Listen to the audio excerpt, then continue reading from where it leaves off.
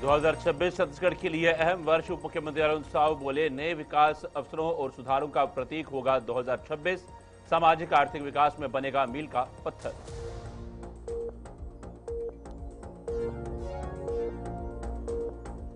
उप मुख्यमंत्री अरुण साव ने कांग्रेस पर हमला बोला। कहा, कांग्रेस में आपसी लड़ाई लगातार चल रही है। जनता पहले ही कांग्रेस से दूर हो चुकी है।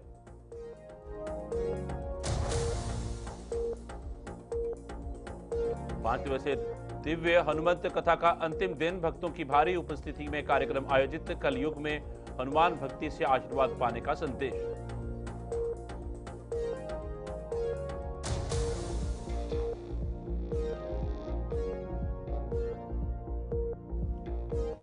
नमस्कार, छत्तीसगढ़ी खास खबरें देख रहे हैं आप सब। मैं हूं आपके साथ साहिल केरनी।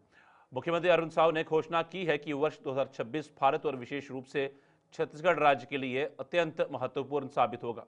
उन्होंने कहा कि आने वाले वर्ष विकास के नए अवसरों और व्यापक सुधारों का प्रतीक बनेंगे, जो प्रदेश के सामाजिक और आर्थिक विकास में एक अहम मील का पत्थर साबित होगा।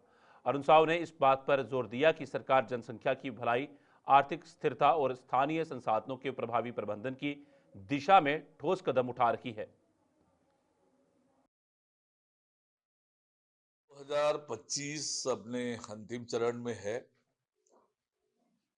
और अनेक मामलों में 2025 बहुत ऐतिहासिक और यादगार वर्ष रहा है।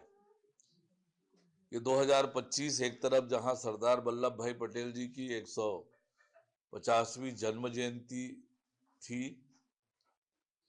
वंदे मातरम की 150वीं जयंती थी, अटल बिहारी वाजपेयी जी का जन्म शताब्दी वर्ष और हमारे छत्तीसगढ़ का रजत जयंती और बड़ी बड़ी उपलब्धियां इन 2025 में देश और राज्य को मिली है। अब 2025 अपने अंतिम चरण पर है। आने वाला 2026 छत्तीसगढ़ के लिए और देश के लिए नए उत्साह और ऊर्जा के साथ आगे बढ़ने का वर्ष होगा।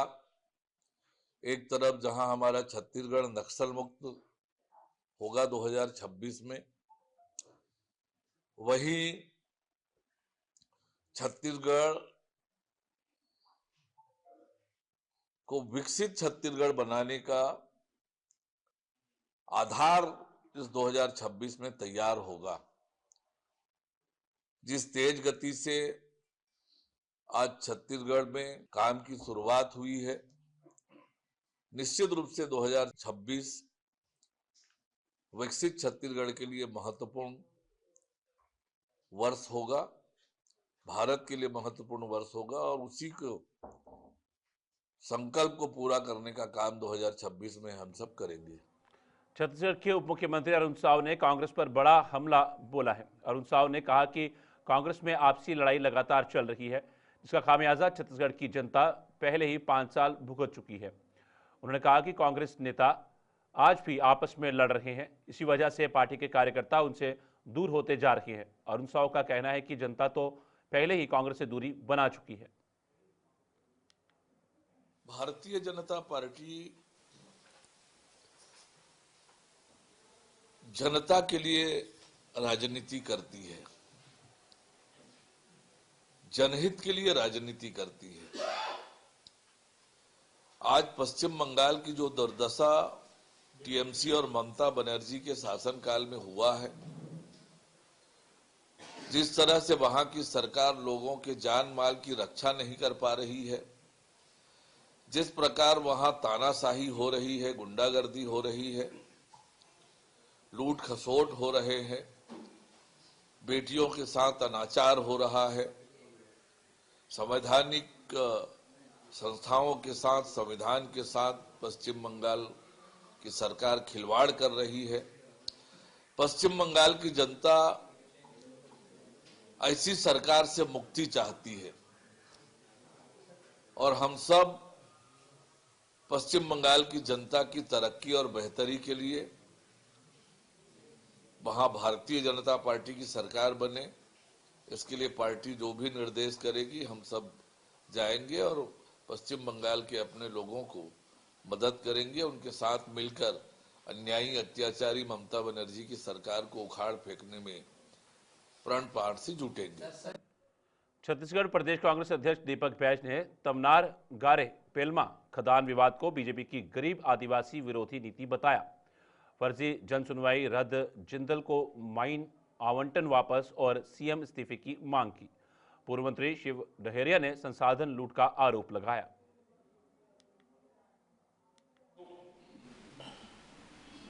भाजपा सरकार की गांव, गरीब, किसान, आदिवासी विरोधी नीति का परिणाम है तमनार घटना। हम लोग कल तमनार गए थे, मैं स्वयं गया था। मेरे साथ जो तमनार की घटना घटी और उस घटना की हम लोगों ने जांच दल बनाए थे, जिसमें प्रमुख रूप से शिव डहरिया जी और पूरी टीम, इंद्र साहब मंडावी जी, जनक ध्रुव जी, दोनों विधायक और विधायक उत्तरी जांगड़े जी, दोनों शहर और जिला कांग्रेस रायगढ़ के अध्यक्ष भी साथ में थे। आदरणीय साथियों, मैं कुछ तमनार घटना की मैं डिटेल में कुछ रखना चाहता हूं आप लोग के बीच में।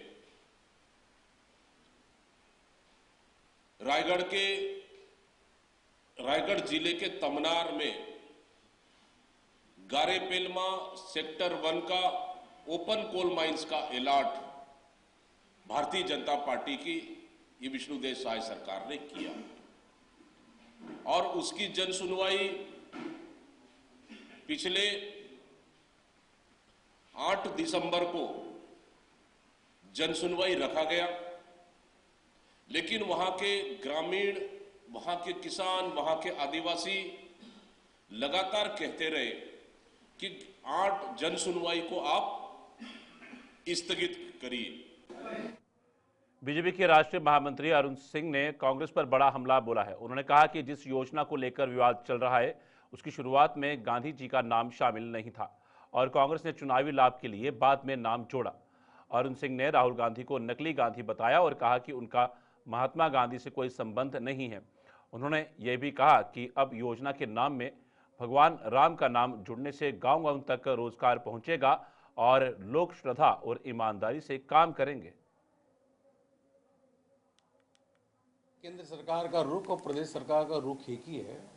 एक तरफ जहां पर्यावरण को संरक्षित किया जाए, वहीं दूसरी ओर जो ग्रामीण वासी है उनके लिए जीवन, उनका कैसे स्तर उनका बढ़े और प्रदेश का भी विकास हो। प्रदेश में जब विकास होगा, प्रदेश के पास पैसा आएगा, तभी तो जाकर अस्पताल से लेकर के बाद सड़क बनवा पाएगी। इसको एक तरफा नहीं सोचना चाहिए कभी। एक तरफ हम कहते हैं कि गांव में सड़कें भी होनी चाहिए, अस्पताल भी होना चाहिए, पीने का पानी भी होना चाहिए, वेलनेस सेंटर भी खुलना चाहिए और स्कूल भी खुलने चाहिए। दूसरी तरफ अगर हम प्रदेश सरकार के पास रेवेन्यू नहीं आएगा तो कैसे विकास होगा? इसको एक होलिस्टिक व्यू में इसको देखना चाहिए। चलिए आगे चलिए। दूसरे स्टेट को तो आप साध पा रहे हैं, 2 चुनाव। रायपुर के महाराज बंद तालाब सफाई अभियान ने 20 दिन पूरे कर महत्वपूर्ण सफलता हासिल की है। ग्रीन आर्मी के श्रमदान से तालाब का आधा हिस्सा साफ हो चुका है। इस दौरान कुल 50 ट्रक कचरा, प्लास्टिक, पॉलीथीन बाहर निकाली गई है। इसके अलावा विसर्जन के बाद पड़े 30 से अधिक झांकियों के अवशेष भी हटा दिए गए हैं। ग्रीन आर्मी के प्रदेश अध्यक्ष और संस्थापक अमिताभ दुबे ने बताया कि हम लोगों में जिम्मेदारी का भाव जगाना चाहते हैं।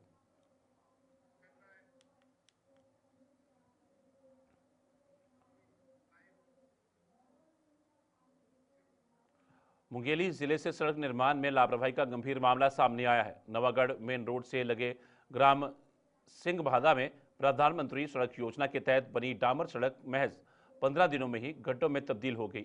स्थानीय ग्रामीणों का कहना है कि सड़क निर्माण में गुणवत्ता का पूरी तरह अभाव रहा है। डामर की मात्रा कम होने की वजह से सड़क जगह जगह उखड़ रही है और वीडियो में स्पष्ट देखा जा सकता है कि डामर परत अलग हो रही है।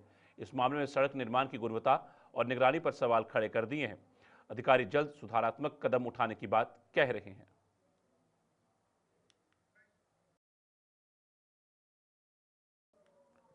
मुंगेली जिले में सरकारी कर्मचारियों की हड़ताल के चलते अगले 3 दिन तक सरकारी कामकाज ठप रहेगा। 11 सूत्रीय मांगों को लेकर छत्तीसगढ़ कर्मचारी अधिकारी फेडरेशन के आह्वान पर प्रदेश भर के कर्मचारी आंदोलन कर रहे हैं। फेडरेशन में 29 से 31 दिसंबर तक 3 दिवसीय हड़ताल का ऐलान किया है। इसका असर मुंगेली जिले सहित राज्य के लगभग सभी सरकारी दफ्तरों में देखने को मिल सकता है और कई विभागों में कामकाज पूरी तरह प्रभावित होने की आशंका है। आप लोगों को विदित होगा कि इसमें कर्मचारी अधिकारी फेडरेशन का मतलब यह है कि हमारे पूरे प्रदेश में जितने भी फेडरेशन हैं, जितने भी संघ हैं, जैसे आप लोग सुनेंगे लिपिक संघ, शिक्षक संघ, व्याख्याता संघ, प्राचार्य संघ, राजपत्री संघ, तो इस प्रकार के पूरे प्रदेश के 127 जो हैं संगठन को सभी साथी मिलकर के एक संगठन बना है जिसका नाम है कर्मचारी अधिकारी फेडरेशन। तो हम लोग पूरे सभी संगठन के मिलकर के एक साथ काम करते हैं, जिसके हमारे प्रांतीय बॉडी जो संयोजक है महोदय, मांगों को लेकर सर हम सरकार से निवेदन करते हैं सर, उन्होंने जो हम मांगे नहीं कर रहे हैं सर, उन्होंने जो वादा किया था उसको हम चाह रहे हैं सर कि जो आप वादा किए थे उस वादे को पूरा कर दें। इसमें हमारी कर्मचारियों का हित है। हमारी स्पेशल कोई आदेश, एक स्पेशल कोई मांग नहीं है। उन्होंने जो वादा किया था घोषणा पत्र में, उसी को हम लोग मांग रहे हैं। धमतरी पुलिस ने नववर्ष और मंडई पर्व पर शांति सुनिश्चित करने के लिए विशेष तैयारी की। एसपी सूरज सिंह परिहार ने थाना प्रभारियों की बैठक में असामाजिक तत्वों पर निगरानी, गश्त बढ़ाने और ट्रैफिक नियमों का सख्त पालन करने के निर्देश दिए।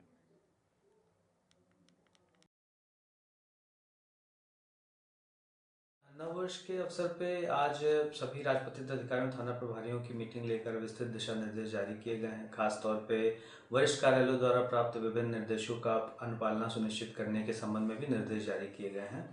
आज आयोजित मीटिंग में सभी को जो है हुड़दंगियों पे और ये स्टैंडबाज इत्यादि पे विशेष नज़र रखने का और प्रूवन ट्रैक रिकॉर्ड वाले जो आपराधिक तत्व हैं, असामाजिक तत्व हैं, उन पे भी विशेष नज़र रखने के बारे में एहतियात दिया गया है। इसके अतिरिक्त जो हमारे यहाँ पार्टी प्लेस है या आयोजन स्थल रहेंगे, उनके लिए व्यवस्था की जाएगी। टूरिस्ट प्लेसेस जैसे गंगरेल इत्यादि पे भी अलग से व्यवस्था लगाई जाएगी। इसके अतिरिक्त यातायात शाखा द्वारा विभिन्न स्थलों का चिन्हांकन करके, खास तौर पर जो स्पीड बाइकिंग या रैश ड्राइविंग करते हैं या फिर नशे अल्कोहल के प्रभाव में चलते हैं लोग, इन पे यातायात एमवी एक्ट की कार्रवाई की जाएगी। और इसके अतिरिक्त सतत पेट्रोलिंग बनाए रखने के लिए एक्स्ट्रा पेट्रोलिंग पार्टीज़ को लगाया गया है, फिक्स पिकेट्स भी लगाए गए हैं। और मेरी धमतरी वासियों से अपील है कि नववर्ष को सुरक्षित मनाएं, स्वयं सुरक्षित रहें और जिम्मेदारी पूर्वक मनाएं। नववर्ष की धमतरी पुलिस की तरफ से शुभकामनाएं। भाजपा सरकार द्वारा 30 लाख राशन हितग्राहियों का आवंटन कम करने के विरोध में जिला कांग्रेस कमेटी रायपुर ने कलेक्ट्रेट में खाद्य विभाग खेरा, शहर अध्यक्ष कुमार मेनन और ग्रामीण अध्यक्ष पप्पू बंजारे के नेतृत्व में सैकड़ों कार्यकर्ताओं ने नारेबाजी की।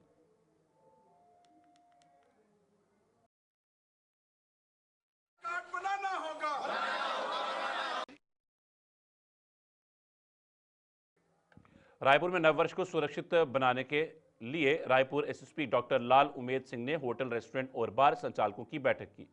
एसएसपी ने कहा कि सभी आयोजनों के लिए अनुमति लेना अनिवार्य होगा।